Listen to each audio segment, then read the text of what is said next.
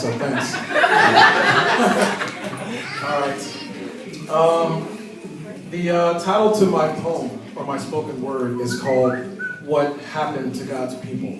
And I just wanted to ask a rhetorical question to you guys. What happened to God's people?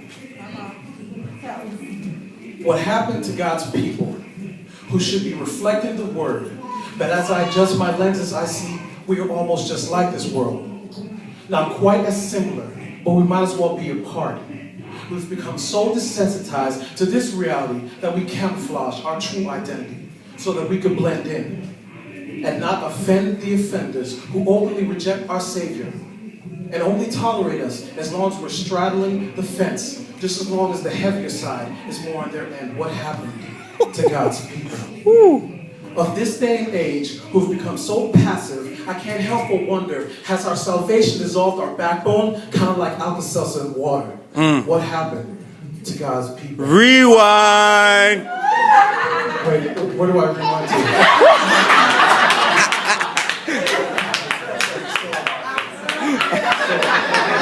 Kind of like Alka-Seltzer. Yeah. In water. Okay, all right. Let's stop right now.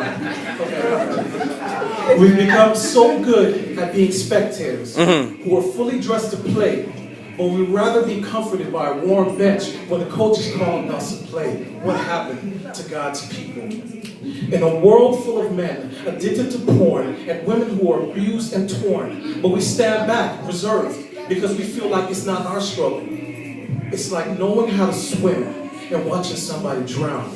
But we'd rather sit back and pop popcorn as the Satan drags our loved ones down. What happened to God's people? The thing with today's society is Christians are nowhere to be found. We'd rather make reservation in the lost and found bin of this world until we hear the trumpet sound. But really, we should be getting lost in His Word so that our purpose can be found. What happened to God's people?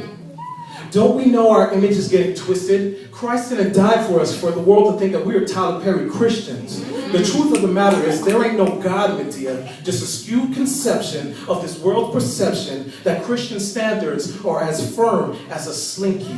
I'm not trying to be your judge, but I'm trying to get us to budge out of this comfort zone that keeps our mind in prison, that our double-minded vision has blurred the lines from secular and sacred so that we can gratify two identities that don't mix like oil and vinegar. My Lord. Houston, we have a problem. God's people have forgotten. The reason why we have left our Egypt is so that we cannot continue in bondage.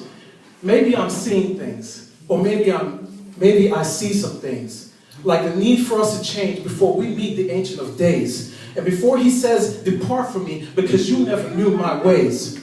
And when the rapture occurs, and let me tell you, it will occur, with no warning from a news announcer's alert, will you be among the ones who ask, what happened to God's people? Or will you have departed to enjoy God's sequel? Thank you.